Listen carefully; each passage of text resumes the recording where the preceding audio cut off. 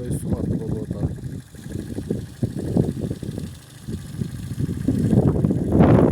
Шамалдуу өлө сугарып атат.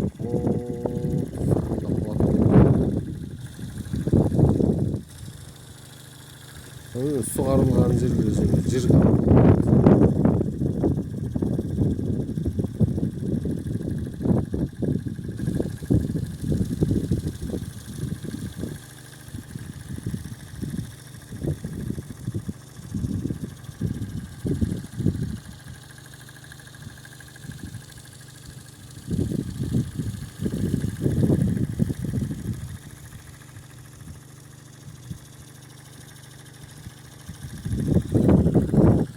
Мындай келип де такта болуп атат.